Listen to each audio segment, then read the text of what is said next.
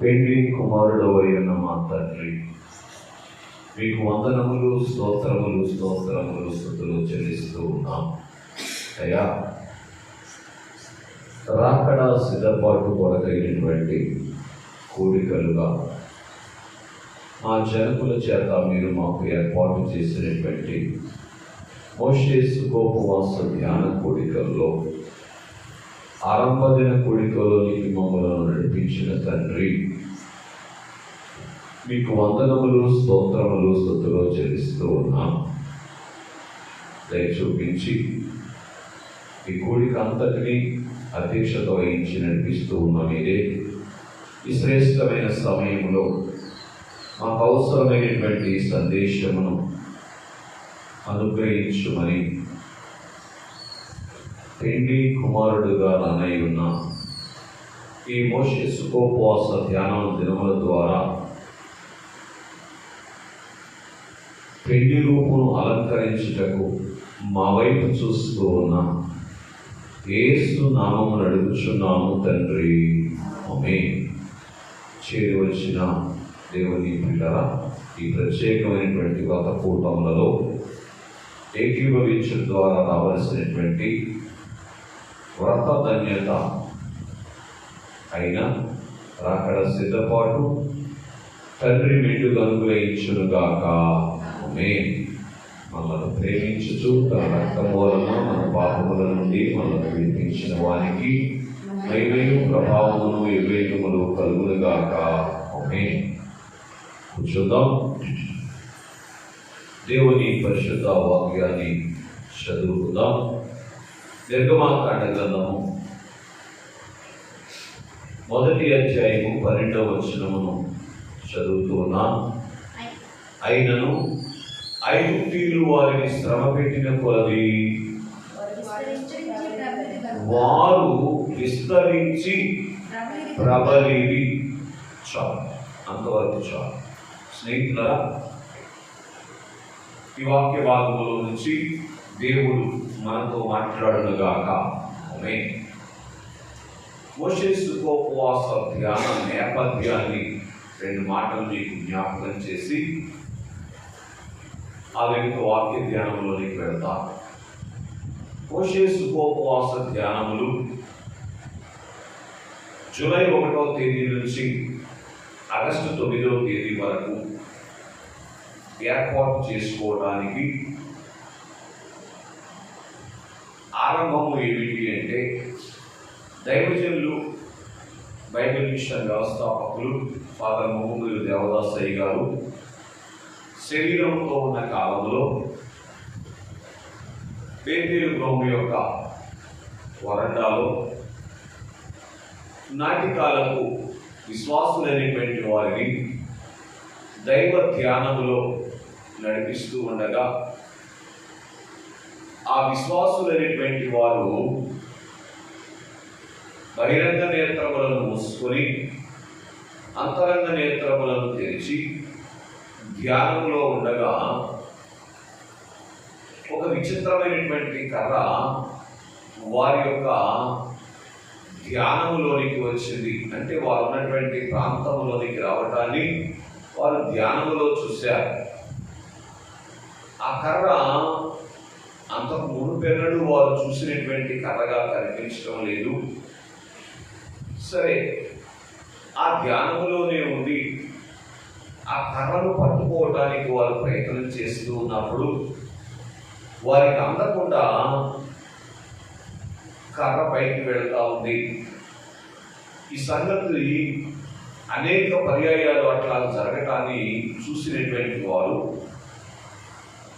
దైవజనులకు తెలియజేశారు, అయ్యా, మీరు మమ్మల్ని ధ్యానంలో నడిపిస్తూ ఉండగా ఒక విచిత్రమైనటువంటి కర్ర మా దగ్గరకు వచ్చింది. పట్టుకోవడానికి మేము ప్రయత్నం చేస్తే అది అందకుండా పైకి వెళుతూ ఉంది. మళ్ళీ మేము ధ్యానంలోనికి వెళ్తే ఆ కర్ర మా దగ్గరకు వస్తూ ఉంది, కానీ మాకు దొరకటం లేదు. ఏమిటి ఆ కర్ర సంగతి అని దైవజనుని అడిగినప్పుడు దైవజనులు చెప్పిన మాట, మోషే గారు ఐగుప్తు దేశంలో అద్భుతాలు చేసినటువంటి కర్ర ఆ కర్ర అని తెలియచేసినటువంటి వారుగా ఉన్నారు. వరాలు కలిగినటువంటి కర్ర, ఆ కర్ర ద్వారా అనేకమైనటువంటి అద్భుతాలు మోషే గారు చేసినటువంటి కారణమును బట్టి ఇశ్రాయేలీయులైనటువంటి వారు ఐగుప్తు దేశం నుంచి విడిపించబడినటువంటి వారుగా ఉన్నారు. ఆ కర్ర మీకు ఇవ్వాలని దేవుడు ఉద్దేశపడుతూ ఉన్నా, బైబిల్ మిషన్ వారైనటువంటి మీకు ఇవ్వాలని దేవుడు ఉద్దేశపడుతూ ఉన్నా అని దైవజనులు తెలియజేసినప్పుడు, అయ్యా మరి మాకు కర్ర దొరకట్లేదు కదా అని అంటే దైవజనులు చెప్పిన మాట, మోషే 40 దినాలు కఠినమైనటువంటి ఉపవాసం చేశారు ప్రభు చెప్పగా,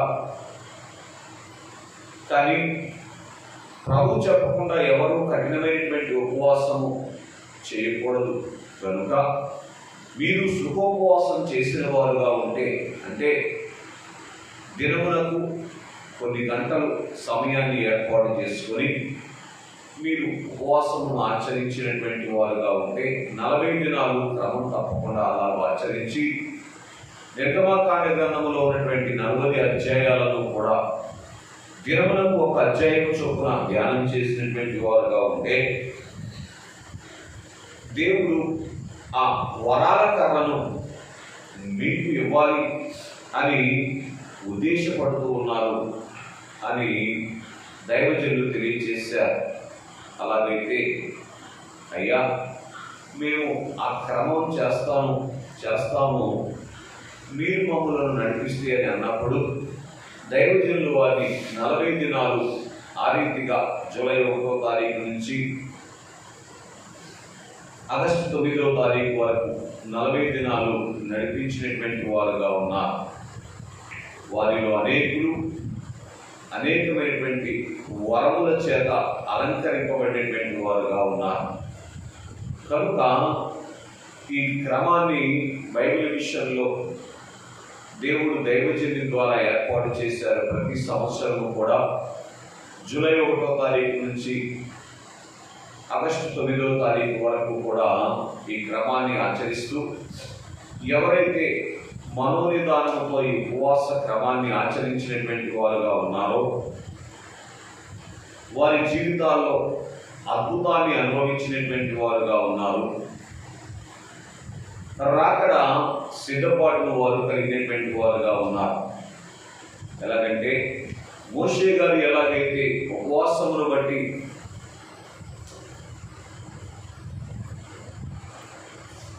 రాకడ సిద్ధపాటులోనికి వెళ్ళినటువంటి వారుగా ఉన్నారో ఆ రీతిగా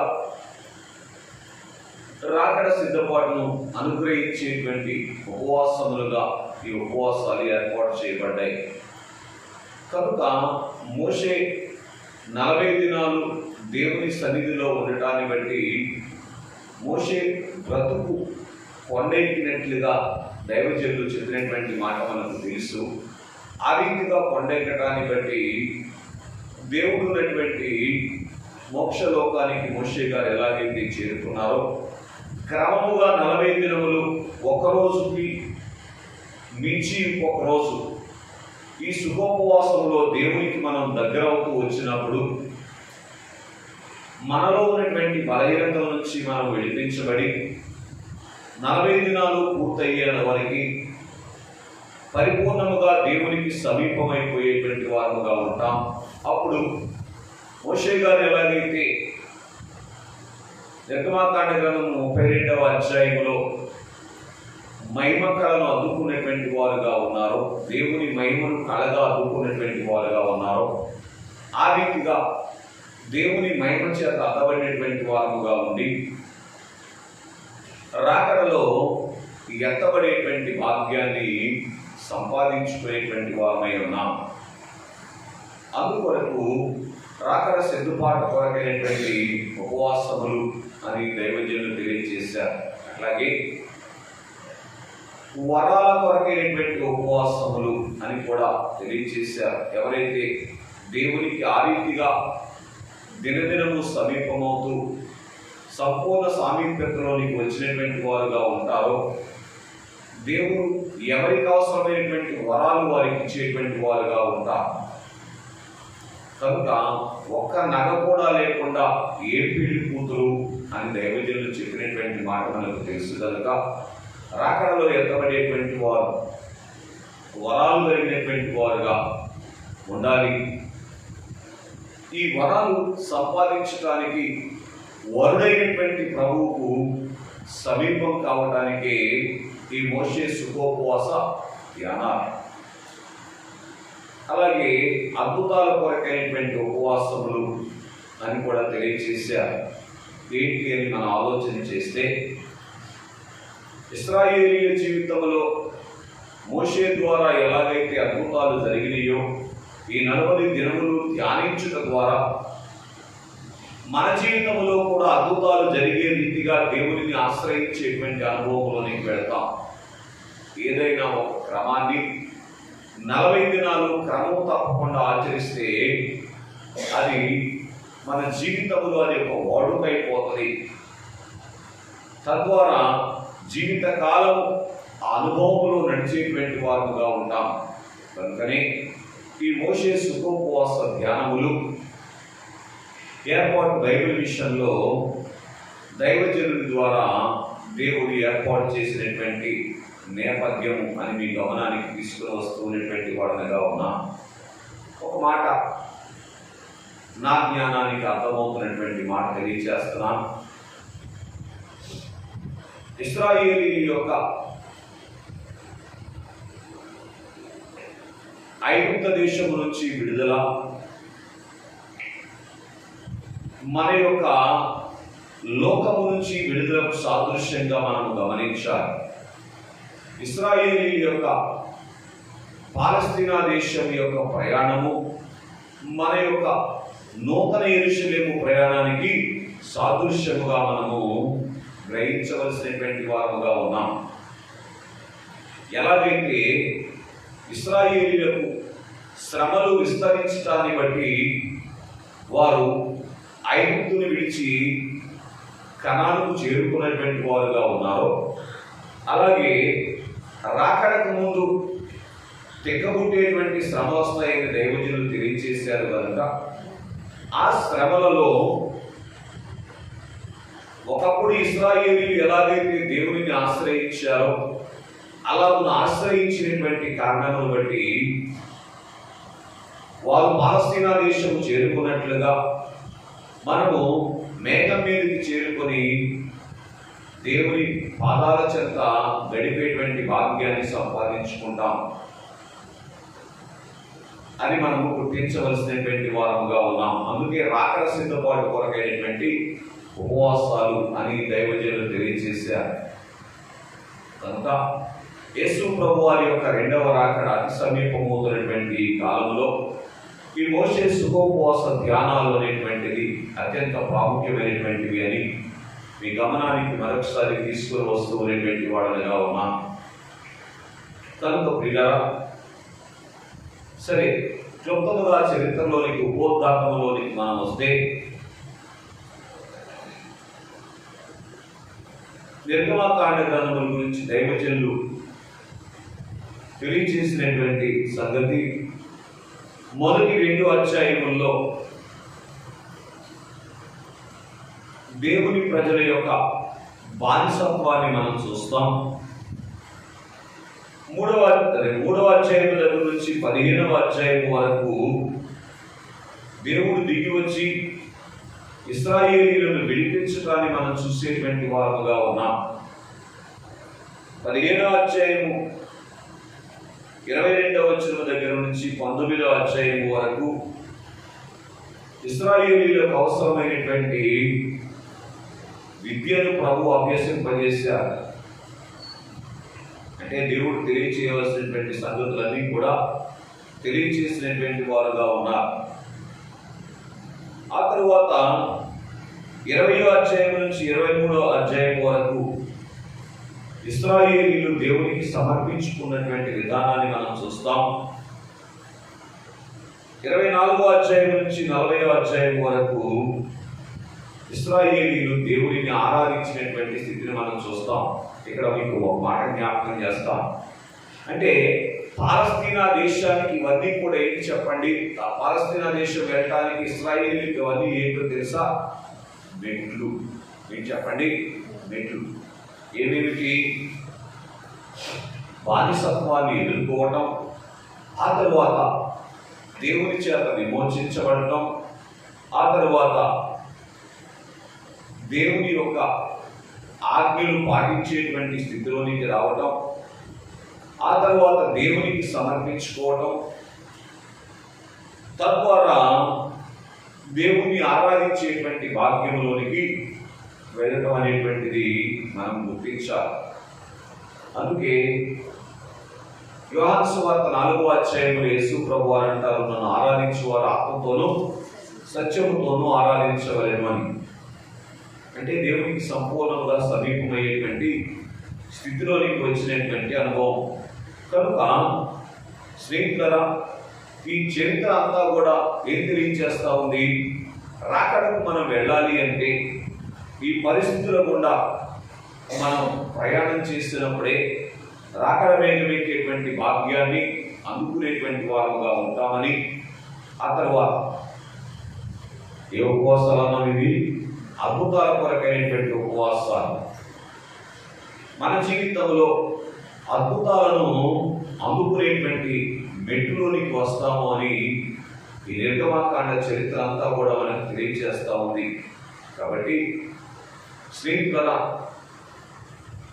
నిర్గమకాండ ధ్యానము విశ్వాసుల యొక్క భక్తికి పునాది వంటిది అని దైవజనులు తెలియజేశారు. ఎటువంటిదంట? పునాది.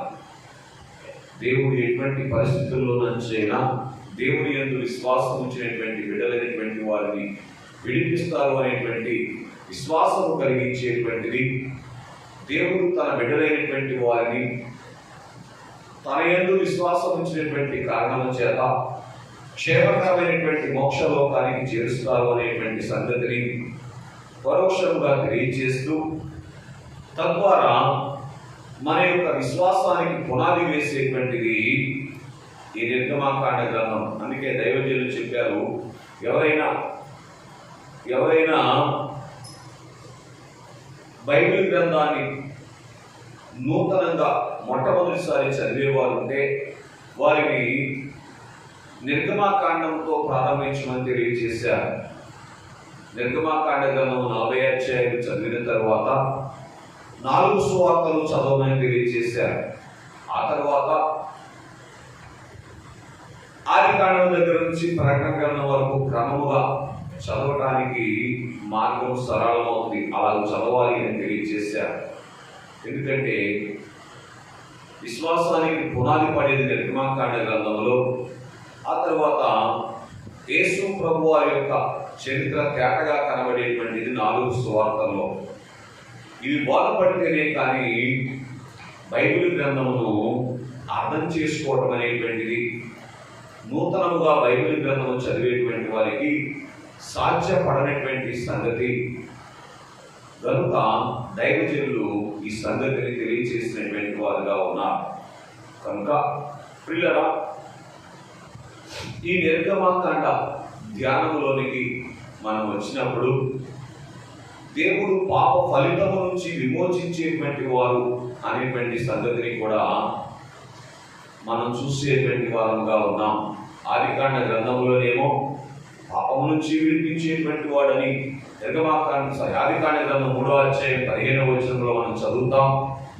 నిర్గమకాండ గ్రంథంలోనేమో పాప ఫలితం వచ్చేసింది, ఆ పాప ఫలితం నుంచి కూడా దేవుడే విమోచించేటువంటి వారు అనేటువంటి సంగతిని నిర్గమకాండ గ్రంథంలో దేవుడు నిరూపించినటువంటి వారుగా ఉన్నారు.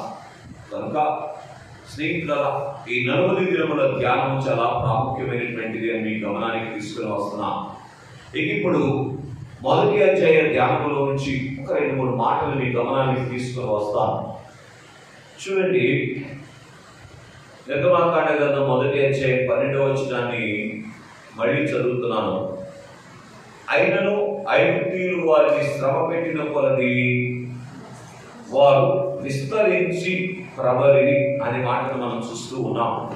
స్నేహితులను గమనించండి, ఇక్కడ మనం చూసినప్పుడు దేవుని ప్రజలైనటువంటి వారికి శ్రమలను దేవుడు ఉపకారముగా మార్చేటువంటి వారుగా ఉన్నారు. అందుకే దైవజనులు వాడుతూ శ్రమలు ఉపకారం అని తెలియజేసినటువంటి వారుగా ఉన్నారు. బాగా గ్రహించండి. అపవాది ఏమో శ్రమలను అపకారం చేయడానికి తీసుకుని వస్తే, దేవుడేమో ఉపకారం చేయడానికి శ్రమలను అనుమతిస్తారు. ఏంటి శ్రమల యొక్క ఉపకారం ఇశ్రాయేలీయుల విషయంలో జరిగింది అని మనం ఆలోచన చేస్తే, ఆ శ్రమలను బట్టి ఇశ్రాయేలీయులు ఏం చేశారు? దేవునికి మొరపెట్టేటువంటి వారుగా ఉన్నారు. అంటే దేవునికి సమీపమైనటువంటి వారుగా ఉన్నారు. తద్వారా వారు ఏం చేయబడ్డారంటే, వారికి కలిగినటువంటి ఉపకారం ఏంటంటే, మొదటి ఉపకారం ఏంటి చెప్పండి? దేవునికి సమీపించి దేవునికి మొరపెట్టేటువంటి మనసు వచ్చింది. ఎవరికి? దేవుని ప్రజలైనటువంటి ఇశ్రాయేలీయులు. ఈరోజు విశ్వాసులకైనా సరే శ్రమలో ఉన్నటువంటి ఉపకారం అదే. శ్రమ ఏం చేస్తుందో తెలుసా?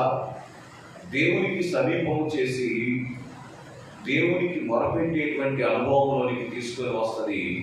ఆ మొర ద్వారా దేవుడు మనకి ఇచ్చేటువంటి విమోచనను మనకు అందించి మన ఎడల దేవునికి ఉన్నటువంటి ప్రేమను వెల్లడి చేస్తుంది. అందుకే దైవజనులు అన్నారు, శ్రమాశ్రమారా తెచ్చిందేదో ఇచ్చి వెళ్ళు అని తెలియజేశారు. కాబట్టి ఈ శ్రమలో ఉన్నటువంటి ఉపకారము మనం చూస్తూ ఉన్నాం. వారు విస్తరించారు అని మనం చూస్తున్నాం. అక్కడ భౌతిక సంబంధమైనటువంటి విస్తరణ మనకు కనబడితే, అంతరంగముగా మనము ఆత్మ సంబంధమైనటువంటి విస్తరణ గురించి మనం ఆలోచన చేయాలి. ఎలా విస్తరించాలి? మనం ఆత్మ సంబంధముగా విస్తరించాలి. దేవునికి మరింత సమీపమవుతూ ఏమండి మోక్షలోక భాగ్యాన్ని సంతరించుకునే రీతిగా మనము ప్రబలేటువంటి అనుభవంలోనికి, అంటే మన ఆత్మీయ జీవితం వృద్ధిలోనికి వచ్చేటువంటి అనుభవంలోనికి రావటానికి శ్రమలు అనేటువంటివి ఒక ప్రవేశ ద్వారము వంటివి అని కూడా మీ గమనానికి తీసుకుని వస్తూ ఉన్నాం. కనుక ఈ ఇశ్రాయేలీయులైనటువంటి వారి యొక్క శ్రమ వారికి చేసినటువంటి మూడవ ఉపకారం ఏమిటి అంటే, దేవుని పాదాల దగ్గర కూర్చొని దేవుడు అందించేటువంటి బోధలు వినేటువంటి స్థితిలోనికి తీసుకొని వచ్చింది. మొదటి సంగతి ఏం విన్నాం? దేవునికి సమీపించి దేవునికి మొరపెట్టేటువంటి భాగ్యం ఇచ్చింది. రెండవ సంగతి, అలా మొరపెట్టడం ద్వారా ఐగుప్తు దేశం నుంచి వారు విమోచింపబడినటువంటి వారుగా ఉన్నారని 14వ అధ్యాయంలో మనం చూస్తాం. ఆ తరువాత దేవునికి మరింత సమీపమై విమోచించబడినటువంటి ప్రజలకు దేవుడు చెప్పేటువంటి విద్య లేదా దేవుడు అందించేటువంటి విద్య వారు అందుకోగలిగారు. అంటే దేవుని అంతరంగంలో దేవుని ప్రజలు ఎలాగుండాలి అనేటువంటి సంగతిని ఎప్పుడు వారు తెలుసుకోగలిగారు? శ్రమ వచ్చినప్పుడు తెలుసుకోగలిగారు. స్నేహితులారా బాగా గమనించండి. అలాగున 40 సంవత్సరాల వారి ప్రయాణంలో అరణ్యమును దేవుడు పాఠశాలగా వారికి అనుగ్రహించి మోషేను ఉపాధ్యాయులుగా దేవుడు ఏర్పాటు చేసి పాఠాలు బోధించినటువంటి వారుగా ఉన్నారు. దేవుడు మెచ్చుకునేటువంటి విధంగా భక్తులు ఎలాగో తన జీవితాన్ని మలుచుకోవాలో ఆ బోధలో మనకు కనబడుతుంది. ఆ వెనుక ఎప్పుడైతే దేవుని యొక్క ఆజ్ఞల్లోనికి వారు వచ్చారో, ఇక దేవునికి మేము సమర్పించుకోవాలి అనేటువంటి మనస్సు వారికి కలిగింది. శ్రమలో దేవునికి సమర్పించుకోకపోతే ఏం జరిగింది? జరిగి ఉండేది ఇశ్రాయేలీయులకు ఆ శ్రమలోనే నశించిపోయేటువంటి పరిస్థితి వచ్చి ఉండేది. చూడండి, శ్రమ చేసినటువంటి ఉపకారం ఎవరికి చేసిన ఉపకారం? దేవుని ప్రజలకు శ్రమ చేసిన ఉపకారం. బాగు పెట్టుకోండి. శ్రమలో దేవుని ప్రజగా ఉన్నప్పుడు కలిగేటువంటి ఉపకారం. శ్రమలో దేవుణ్ణి ఎరగని స్థితిలోనికి వెళ్ళేటువంటి వారు మరింత అపకారంలోనికి వెళ్ళేటువంటి వారుగా ఉంటారు, మరింత శ్రమలోనికి వెళ్ళేటువంటి వారుగా ఉంటారు. కనుక దేవుని ప్రజలకు శ్రమ యొక్క ఉపకారాన్ని విస్తరించేటువంటి స్థితిని దేవుడు తెలియజేస్తూ వారు దేవునికి సమర్పించుకున్నారు. ఇంత గొప్ప శ్రమ నుంచి దేవుడు మమ్మల్ని విడిపించారు, ఇంత గొప్ప శ్రేష్టమైనటువంటి సంగతులు మాకు తెలియజేస్తున్నారు, ఈ దేవునికి మమ్మల్ని మేము అప్పగించుకోవాలి అనేటువంటి మనసు కలిగింది. ఎప్పుడైతే సమర్పించుకున్నారో ఇక ఎక్కడికి వచ్చేసారు? ఆరాధనలోనికి వచ్చినటువంటి వారుగా ఉన్నారంటే ఆరాధన అంటే అర్థం ఏమిటి? దేవుని ముఖారవిందములను చూస్తూ దేవునికి సాగిలపడటం, నీవే అని నమ్మిక అనేటువంటి అనుభవంలోనికి అవటం. ఇంకొక మాటలో చెప్తాను, దేవునితో ఏకమైపోవడం, అదే కదా ఆరాధన అంటే.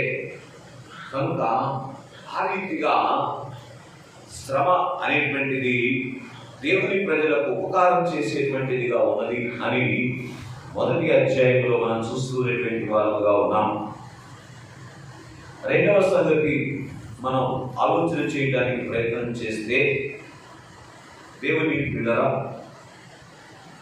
నిర్గమాకాండ గ్రంథం మొదటి అధ్యాయము 17వ వచనములో కనబడుతున్నటువంటి సంగతిని మనం చదవగలిగితే, ఆ మంత్రస్వాములు దేవునికి భయపడి ఐగుప్తు రాజు తమకు ఆజ్ఞాపించినట్లు చేయగా మగపిల్లలను బ్రతుకనీయగా పిలిపించి చాలు. సంగతి ఏమిటి అని మనం ఆలోచన చేస్తే, దేవుని పిల్లరా, ఐగుప్తు రాజు వశములో ఉన్నటువంటి వారు కూడా ఏం చేశారంటే దేవునికి భయపడినటువంటి వారుగా ఉన్నారు. బాగా గ్రహించండి, శత్రువు వశములో ఉన్నటువంటి వారు కూడా దేవునికి భయపడేటువంటి భాగ్యాన్ని కలుగజేస్తారు. ఇక్కడ ఇంకో మాట చెప్పాలి, దేవునికి భయపడటంలోనే ఏమున్నదో తెలుసా? మన ఆత్మీయ జీవితం యొక్క వృద్ధి ఉన్నది. 21వ వచనం చదవగలిగితే, ఆ మంత్రస్వాములు దేవునికి భయపడినందున ఆయన వారికి వంశాభివృద్ధి కలుగు చేశాను. అర్థమవుతుందండి. కనుక కొంచెం ఆత్మీయ కోణంలో దీన్ని మనం ఆలోచన చేస్తే, దేవునికి భయపడుటలో ఉన్నటువంటి వృద్ధిని మొదటి అధ్యాయంలో మనం చూస్తూ ఉన్నాం. ఏంటి వృద్ధి అని మనం ఆలోచన చేస్తే, వారికేమో వంశాభివృద్ధి కలిగింది.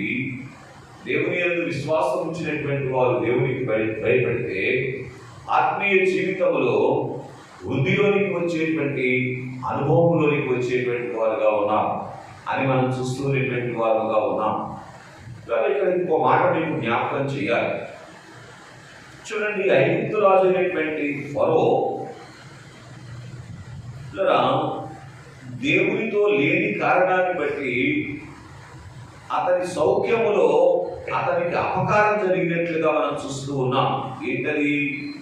జీతం ఇచ్చి మంత్రస్వాములను ఏర్పాటు చేస్తే వారు ఐగుప్తు రాజు చెప్పినటువంటి పని చేయలేదు. అపకారం జరిగిందా? అపకారం జరిగిందా? ఫరోకి అపకారం జరిగింది. ఏంటి కారణం? ఒకటే కారణం, దేవునికి దూరముగా ఉన్నటువంటి స్థితి. బాగా వినండి, ఎంత ఐశ్వర్యములో ఉన్నా, ఎంత అధికారములో ఉన్నా, ఎంత సౌఖ్యములో ఉన్నా అపకారమే జరుగుతుంది. ఇది బాగా గుర్తించాల్సిన సంగతి. ఇదే మొదటి అధ్యాయం మనకు నేర్పుతా ఉంది. ఏం నేర్పుతా ఉంది? దేవునికి దూరముగా ఉంటే లేదా దేవునికి వ్యతిరేకముగా ఉంటే మానవునికి కలిగి ఉన్న అన్నీ కూడా అపకారమే చేస్తాయండి. టోటల్గా మాట్లాడుతున్నాను ఏంటండి, దేవునికి వ్యతిరేకంగా ఉంటే మానవునికి కలిగి ఉన్నవి అన్నీ కూడా, అది ఏదైనా సరే అపకారమే చేస్తాడు. ఫరోకు ఏమేమి ఉన్నాయి? ఐశ్వర్యం ఉంది, అధికారం ఉంది. అపకారం చేసిందా, ఉపకారం చేసిందా? సరే, అందుకే యోహాను సువార్త 15వ అధ్యాయంలో ప్రభు అంటారు, నాకు వేరుగా ఉండి మీరేమీ చేయలేదు. ఫరోకు అధికారం ఉంది, ఐశ్వర్యం ఉంది, సౌఖ్యం ఉంది, కానీ దేవునికి సమీపంగా లేదు కనుక చేయాలనుకున్నది చేయలేకపోయాడు. ఈరోజు మన సంగతి ఏంటి? ఏదో చేయడానికి పూర్తి చేయండి, పరిగెడతా ఉన్నాం. ఎవరిని విడిచిపెట్టి? సరే, జరిగే పనులయ్యి అంత పెద్ద కోటీశ్వరుడు, ఆ ప్రపంచంలోనే అత్యంత ఐశ్వర్యవంతుడు, అత్యంత బలవంతుడైనటువంటి ఫరో వల్ల ఏం కాలేదు, చేయాలనుకుని చేయలేకపోయారు. చేశారా?